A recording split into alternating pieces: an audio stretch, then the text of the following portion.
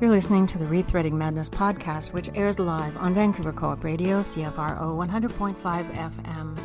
We are recorded and produced on the unceded traditional territories of the Squamish, Musqueam, and Tsleil-Waututh nations around Vancouver, BC. I'm your host, Bernadine Fox, and this is the show that dares to change how we think about mental health. Welcome to our show. I've never been further from knowing what the hell I'm gonna do when I can't seem to find my way under or over or through. Just when I'm ready to give up the fight, there you are when we turn out the lights, and it's alright, it's alright.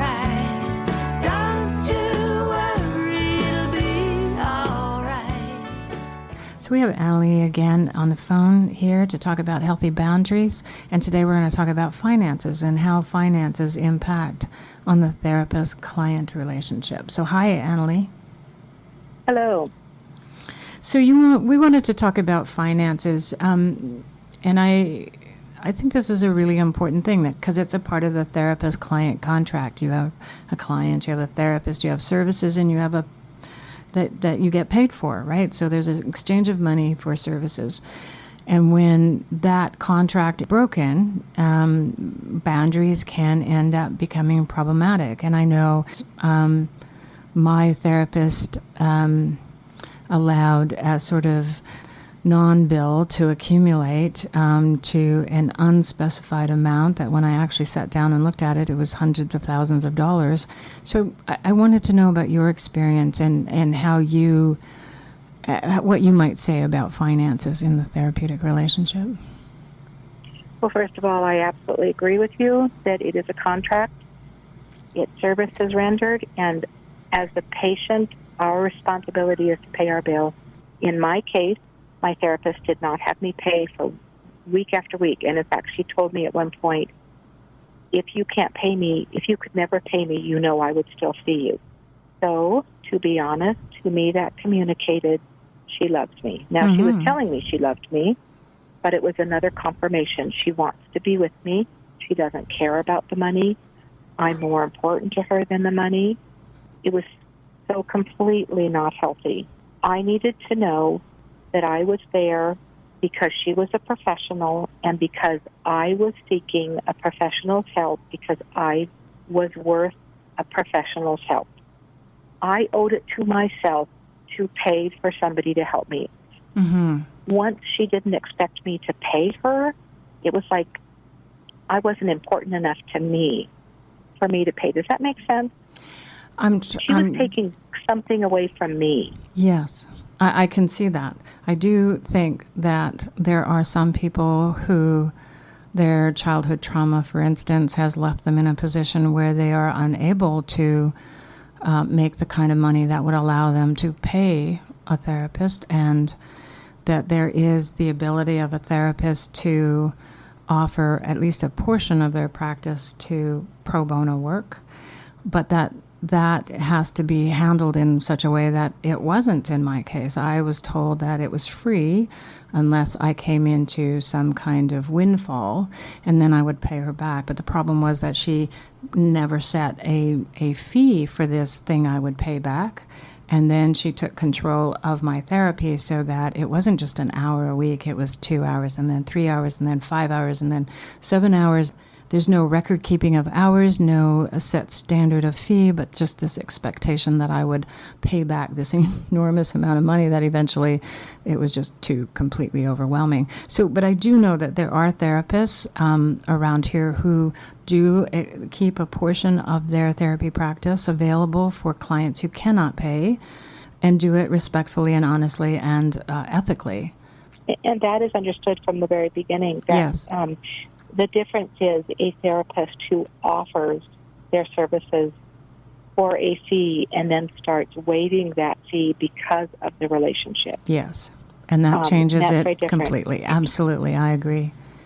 Well, I had another therapist who, after we ended therapy on a very bad note, she wrote me a letter telling me that after doing an accounting of the 3 years that I saw her, she had decided that I owed her $12,000 more dollars, and my. that she expected me to pay it. And I wrote her back and told her respectfully that I would not be paying her. She told me that my insurance company had never paid her enough. And I told her, had she made that determination in the first month that I had seen her, then I would have had a choice whether or not to continue with her. Mm-hmm. And then she wrote me a letter and said that she still considered that I owed her this money, but in order to not have any more dealings with me, she was willing to let it go. Oh, so in essence, she was buying your silence, kind of. You know, in both cases, with the therapist that wanted to give me free sessions and the therapist that wanted to demand more money from me, in both instances, money became a weapon. Yes.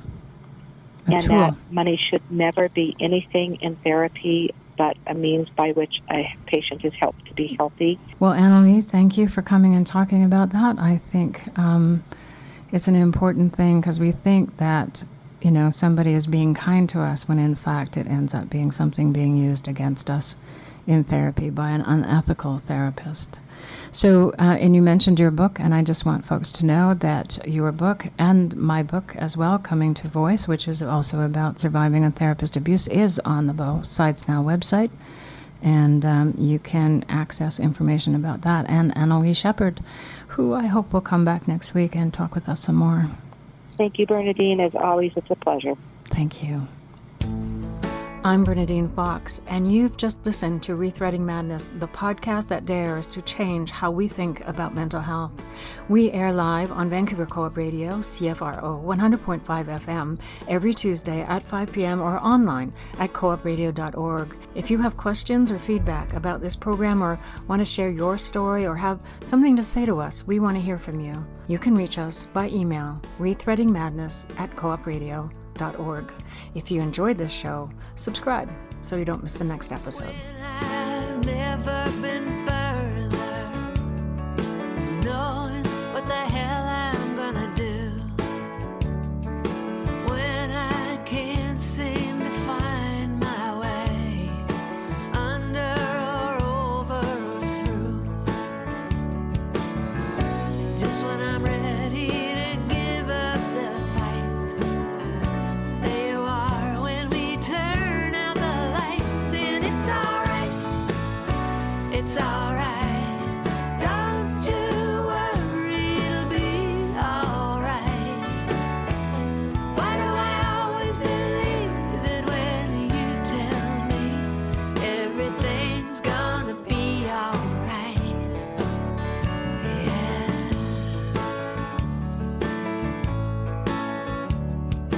Why don't I wonder how you know? Well, surely you don't have all of the facts. You could be just making it up. Why don't I ever think of that? It's some kind of magic in the words that you breathe, saying, baby, take it from me. It's alright, it's alright. Don't you worry, it'll be alright. Why do I always believe it when you tell me everything's gonna be alright? Everything's gonna be alright. With anyone else, it's such a cliche, just words people say to be nice. Or somehow